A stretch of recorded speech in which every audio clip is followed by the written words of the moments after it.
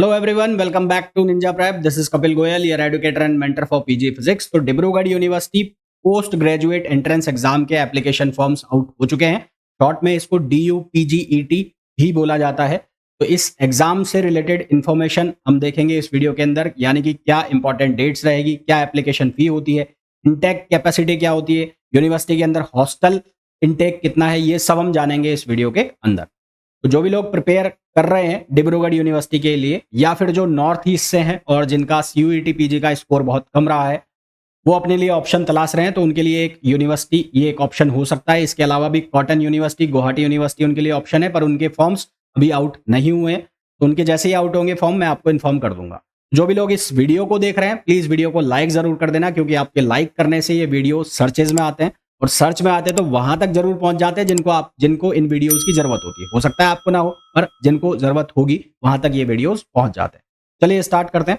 सबसे पहले हम ये जान लेते हैं कि कौन कौन से कोर्सेज हैं यहाँ पर। तो यहाँ पर मास्टर ऑफ आर्ट्स के आपको काफी सारे कोर्सेज देखने को मिल जाते हैं, मास्टर ऑफ साइंस के काफी सारे कोर्सेज देखने को मिल जाते हैं। इसके अलावा MCOM, बायोटेक्नोलॉजी, बायोइन्फॉर्मेटिक्स, MBA के कोर्स आपको देखने को मिल जाते हैं। तो मैं केवल और केवल मास्टर ऑफ साइंस के कोर्सेज की बात करूंगा। हालांकि master of arts, MBA, MCOM ये सारे कोर्स के लिए फॉर्म्स अवेलेबल हैं, ये स्टार्ट हो चुके हैं। क्या क्राइटेरिया रहता है? तो अगर मैं मास्टर ऑफ साइंस की बात करूं या MA की भी बात करूं, तो अगर आप ऑनर्स से हैं, इससे हैं ऑनर्स से हैं, तो ऑनर्स के केस में 45% का एलिजिबिलिटी क्राइटेरिया है। और अगर आप पास कोर्स से हैं, तो जिस कोर्स के लिए आप अप्लाई कर रहे हैं, उसको उस सब्जेक्ट के अंदर आपके 50% मार्क्स होने चाहिए, और बाकी ओवरऑल आपकी 45% मार्क्स होने चाहिए। और यदि आप CBCS स्कीम से हैं, मतलब choice base credit system scheme से हैं, तो उसके अंदर आपकी 24 क्रेडिट्स कम से कम होने चाहिए। इसके अलावा यदि आप अपने फाइनल ईयर एग्जामिनेशन में, यानी आप एग्जाम दे रहे हैं 6 सेमेस्टर का, या आपके 6 सेमेस्टर का एग्जाम होने वाले हैं, तो भी आप इस एग्जाम के लिए एलिजिबल हैं। अदर देन दिस, अगर आपके बैकलॉग है सेकेंड सेमेस्टर में या 4th सेमेस्टर में, और उनके एग्जाम भी होने वाले हैं, तो भी आप एलिजिबल हैं इस एग्जाम के लिए। ठीक है, तो ये तो क्राइटेरिया हो गया, एलिजिबिलिटी क्राइटेरिया। अब बात कर लेते हैं जो प्रिपरेशन कर रहे हैं MSc फिजिक्स एंट्रेंस एग्जाम की, वो चाहे किसी भी एंट्रेंस एग्जाम की प्रिपरेशन कर रहे हो, किसी भी यूनिवर्सिटी के MSc फिजिक्स एंट्रेंस एग्जाम की प्रिपरेशन कर रहे हो, तो उनके लिए मैंने एक बैच स्टार्ट किया हुआ है, दैट इज नोन एज अभ्यास 2.0 बैच। इस बैच के अंदर आपको प्रैक्टिस क्वेश्चंस मिलेंगे, underline my words, practice questions आपको मिलेंगे, जिनके अंदर आपको हर सब्जेक्ट के प्रैक्टिस क्वेश्चंस प्रोवाइड कराए गए हैं। इन प्रैक्टिस क्वेश्चंस का अगर नंबर आप काउंट करेंगे, तो it is more than 1000 plus questions. And other than these practice questions, आपको PYQs भी अवेलेबल हो जाते हैं, जो अलग अलग यूनिवर्सिटीज के हैं। डिब्रूगढ़ यूनिवर्सिटी के PYQs अभी अपलोड होने वाले हैं, JMI के ऑलरेडी वहां पे आपको मिल जाएंगे, AMU यानी कि अलीगढ़ मुस्लिम यूनिवर्सिटी के मिल जाएंगे, इसके अलावा हिमाचल प्रदेश के मिल जाएंगे, बाकी यूनिवर्सिटीज के भी धीरे धीरे अपलोड हो रहे हैं। तो काफी हेल्पफुल होते हैं ये PYQs भी आपकी एंट्रेंस एग्जाम प्रिपरेशन में। थ्योरी आपको बहुत कम सब्जेक्ट की मिलेगी, क्योंकि आपके पास इतना टाइम है नहीं, 1-2 महीनों में आपको ये प्रिपेयर करना है। ठीक है, तो अगर आप फिजिक्स से प्रिपरेशन कर रहे हैं, तो आई एम श्योर कि ये जो बैच है आप लोगों के लिए बहुत यूजफुल होने वाला है। इस बैच को परचेज करने के लिए आपको डाउनलोड करना पड़ेगा Ninja Prep app by Kapil sir, जिसे आप गूगल प्ले स्टोर से डाउनलोड कर सकते हैं। इस बैच का जो प्राइस है वो ओनली 1700 रुपीज है, 1700 रुपए केवल इस बैच का प्राइस है। और इसको डाउनलोड करने के बाद आप अपनी प्रिपरेशन स्टार्ट कर सकते हैं। आगे कंटिन्यू करते हैं वीडियो को, बात कर लेते हैं क्राइटेरिया क्या रहेगा रिजर्वेशन का। तो यहाँ इस यूनिवर्सिटी के अंदर 80% सीट्स, कितनी सीट्स? 80% सीट्स रिजर्व है, जिन्होंने इस यूनिवर्सिटी से अपना ग्रेजुएशन किया। अब इस यूनिवर्सिटी से एफिलेटेड कॉलेज हो, चाहे इस यूनिवर्सिटी से एफिलेटेड जो अदर कोई प्राइवेट कॉलेज हो, वो सारे इस यूनिवर्सिटी के अंदर काउंट होंगे। तो इस यूनिवर्सिटी से जो भी बच्चा ग्रेजुएशन कंप्लीट कर रहा है या कर चुका है, तो उनके लिए यहाँ पर 80% सीट रिजर्व है।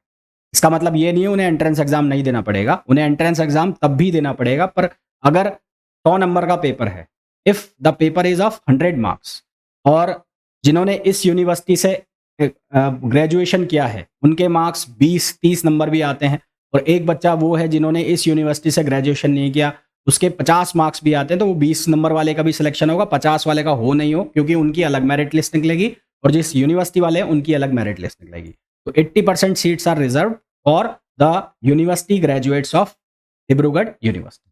20% सीट्स जो हैं वो किनके लिए है? वो ओपन के लिए, यानी कि जिन्होंने किसी और यूनिवर्सिटी से ग्रेजुएशन किया है, वो इस यूनिवर्सिटी में आना चाहते हैं, तो उनके लिए भी यहाँ पर जो सीट्स हैं वो 20% सीट है। मतलब 100 सीट में से 80 सीट डिब्रूगढ़ वालों के लिए और डिब्रूगढ़ यूनिवर्सिटी वालों के लिए, और 20 सीट जो हैं अदर यूनिवर्सिटी वालों के लिए। तो सीधी सी बात है, एंट्रेंस एग्जाम तो दोनों देंगे, पर उनका जो जो मेरिट लिस्ट जाएगी उसमें नंबर कम जाएंगे क्योंकि वो बच्चे कम होंगे, और जो इनकी मेरिट लिस्ट जाएगी उन पे नंबर थोड़े से ज़्यादा जाएंगे, पर इतने ज़्यादा नंबर नहीं जाते हैं।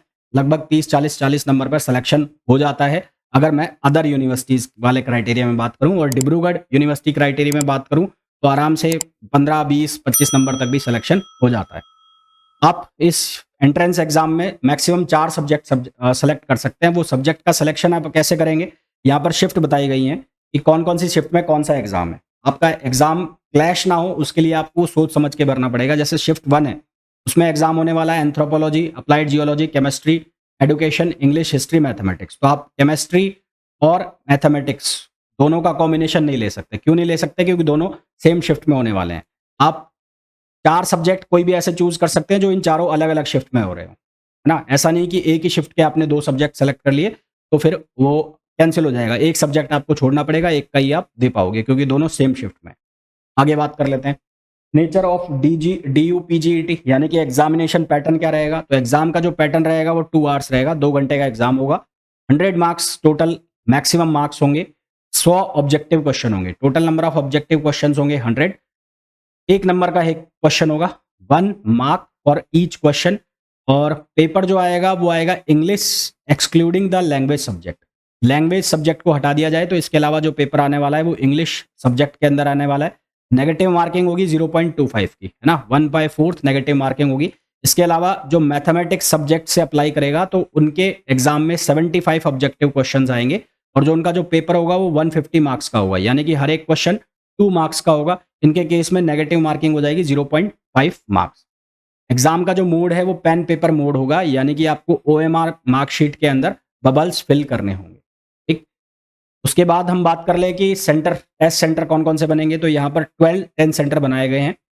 मोस्टली सारे के सारे नॉर्थ ईस्ट के ही हैं, जैसे कि डिब्रूगढ़। इनके सेंटर कोड भी दिए गए हैं। आप फॉर्म फिल करेंगे तो वहाँ पर आपको ये टेस्ट सेंटर के कोड फिल करने पड़ेंगे। इसी तरह सब्जेक्ट के कोड भी फिल करने पड़ेंगे। तो डिब्रूगढ़, तिनसुकिया, शिवासागर, जोरहाट, गोलाघाट, माजुली, लखीमपुर, धेमाजी और गुवाहाटी, कारेडियो, निर्जूली अरुणाचल प्रदेश और दीमापुर नागालैंड। तो यहाँ पर इनके एग्जाम सेंटर्स बनाए गए हैं।